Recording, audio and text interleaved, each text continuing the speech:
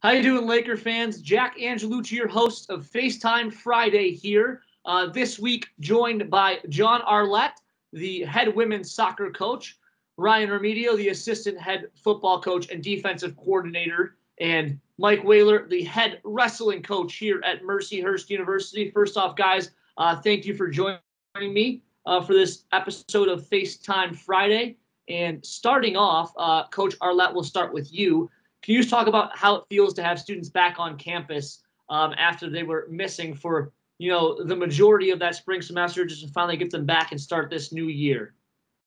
Sure. Yeah, it's been a long 6 months. I think all of us as coaches in this industry, we look forward to the daily interaction, and when that was kind of taken from us, it changed a lot for us. And so at the end of the day, just having the kids back, the interaction with them, knowing that a lot of them, we worked really hard to get them to come to Mercyhurst, and just to see them here finally, and for all of it to come together, it's been awesome. Coach Riemedio, if you want to expand on that.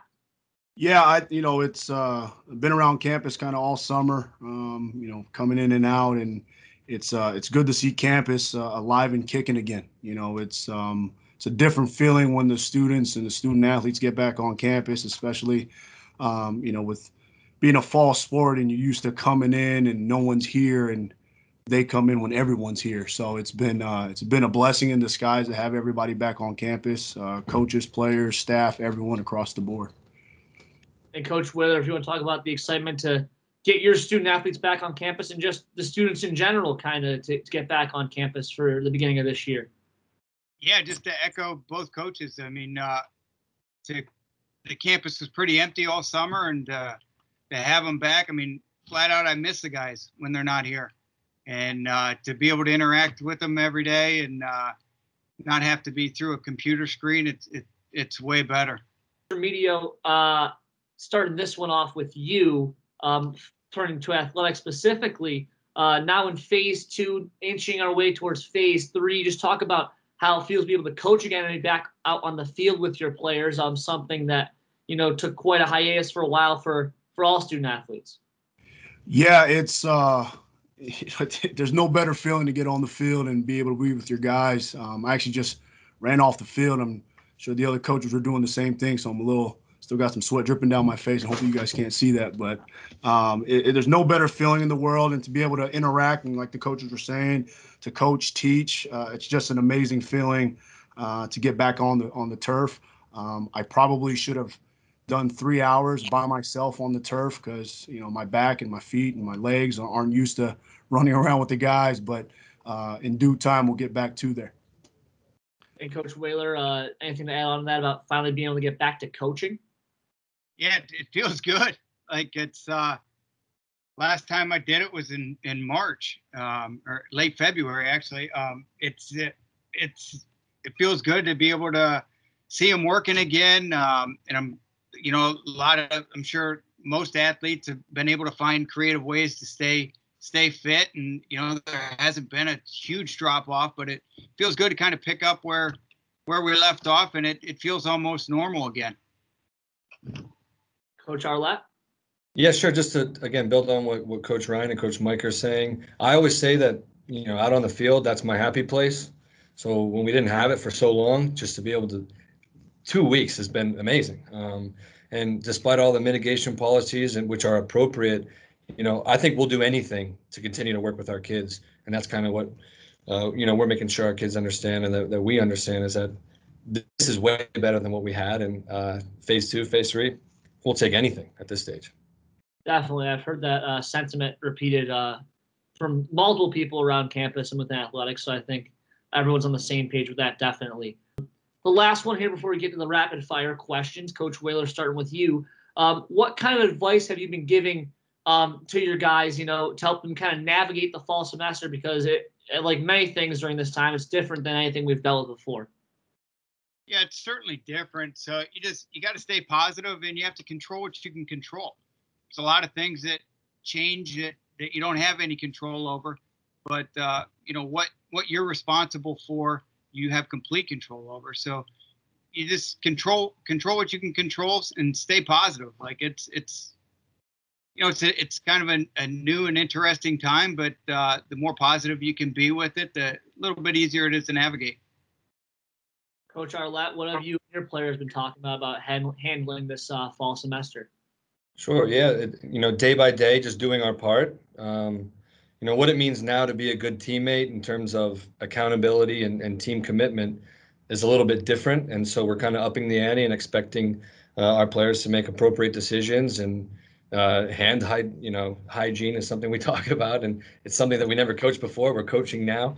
But we owe it to the campus, we owe it to the community to do our part and to be accountable and to essentially, just like we said, be a good teammate.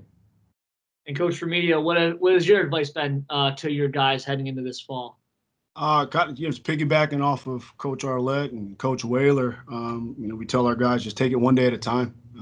Control the controllables, like we just said. Got to be smart. Decisions you're making not only affect yourselves but people around you, the community. Do your part in everything you do. Keep your distance and mask up. It's simple rules that it's different. Campus is different. Life's different right now. But if everyone could do their part and just take a day at a time, everyone will be successful. Rapid fire segment now. Coach Riemedio, we'll start with you for this one. Who is your favorite professional sports team? I got quite a few. I'm a West Coast guy, so I'm a big Giants fan. The San Francisco Giants have been dear to my heart. I'm a Laker fan, not just here at Mercier's, but also the LA Lakers. Grew up watching the Magic days and the early Shaq and Kobe days and things like that. And then football-wise, being a football coach, I'm a big 49er fan. And then I was lucky enough to do an internship with the Eagles a few years back. So they've, with their coaching staff still there, I try to keep in tune to what they're doing as well. Coach Arlet, what's your team? So I'll be honest, I don't follow many sports outside of soccer. It tends to happen when you're a soccer person.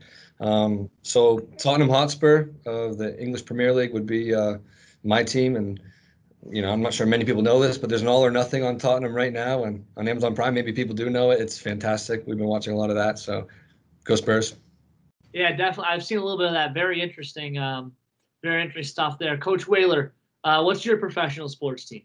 The Indians. That's probably the pro sports or the pro sport I get the most enjoyment out of.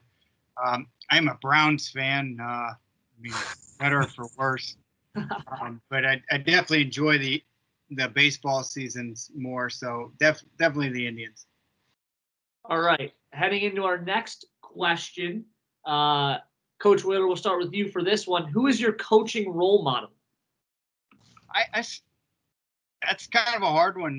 There's so many coaches I take things from.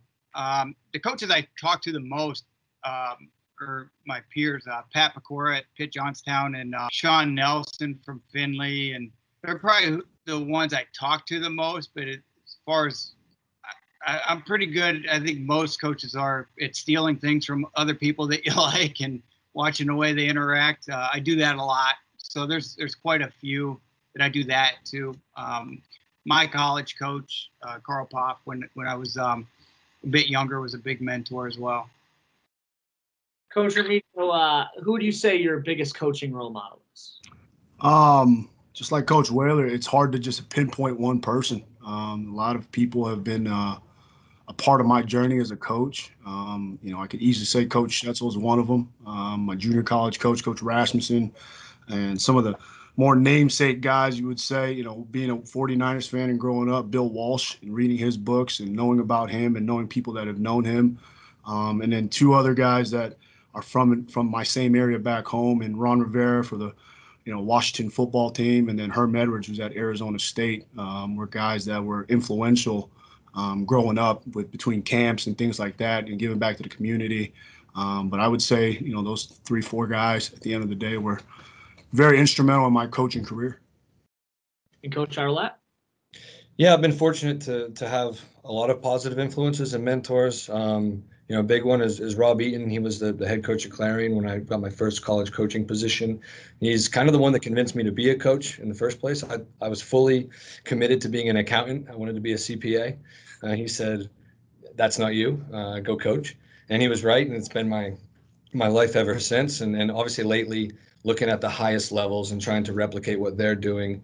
Anson Dorrance at UNC in their women's soccer program. I mean, he's as big as it gets in the women's soccer game in the United States. And so we try to pay attention to what they're up to and make things look as similar as we can at our level. So with you on Coach Arlet, where is your go-to spot in Erie to relax and kind of get away from things?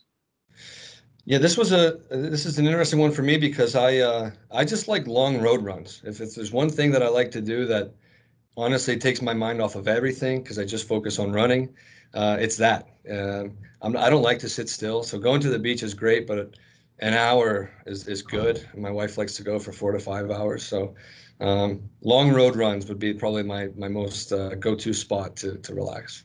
Well, good for you, because as a golfer, that's definitely something I would not enjoy. So, Coach Wehler, what's your go-to spot in Erie?